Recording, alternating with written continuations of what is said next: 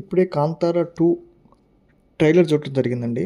ఎక్స్ట్రార్డినరీగా ఉంది ట్రైలర్ అయితే. ఆ ట్రైలర్ కటింగ్ కానివ్వండి, ఆ స్టోరీ చెప్పే విధానం కానివ్వండి, అంటే ఒక కామన్ పబ్లిక్ కూడా ఆ ట్రైలర్ చూడగానే సినిమాలో ఇది ఉండబోతుంది అనేది క్లియర్గా అర్థమైపోతుంది. నిజంగా డైరెక్టర్ కూడా రిషబ్ శెట్టే కాబట్టి నిజంగా hats off to you.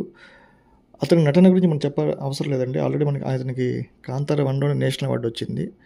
So ఈ సినిమాలో అయితే టాప్ నాచ్లో ఉండిపోతుంది. మొత్తం యాక్షన్ కానీ, ఆ విజువల్స్ కానివ్వండి, అబ్బో చాలా బాగా చూపించారు ట్రైలర్లో. ఇక సినిమా అయితే ఇక బ్యాక్గ్రౌండ్ మ్యూజిక్ కానివ్వండి, అజనీష్ లోక్నాథ్ కానీ ఎక్స్ట్రాడినరీగా అనిపించిందండి.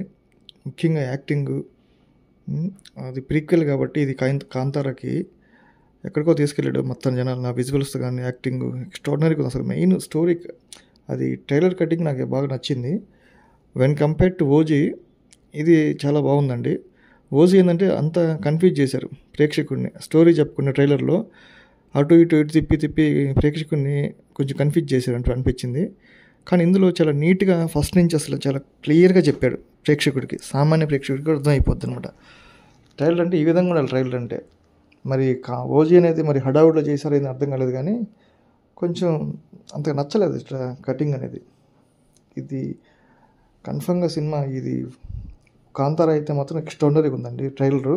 సినిమా కూడా దీనికి మించి ఉంటుందని అర్థమైపోతుంది క్లియర్. ఇక్కడే సినిమా మనం అక్కడ చూసిన విజువల్స్ కానివ్వండి, అక్కడ యాక్టింగ్ కానివ్వండి, ఆ స్టోరీ టెల్లింగ్ కానివ్వండి చాలా ఎక్స్ట్రాడినరీగా ఉందండి. రిషబ్ శెట్టి గారికి మళ్ళీ నేషనల్ అవార్డు వచ్చినా సరే మనం ఆశ్చర్యపోనక్కర్లేదు, అంత బాగా చేశాడు యాక్టింగ్. స్టోరీ కూడా చాలా, అంటే డైరెక్షన్ కూడా అతనే కాబట్టి మ్యూజిక్ ఎక్స్ట్రాడినరీగా ఉంది. విజువల్స్ ఎక్స్ట్రాడినరీ అసలు మనకు ఓల్డ్ డేస్లో ఏ విధంగా ఉంటాయో దించాడు అసలు.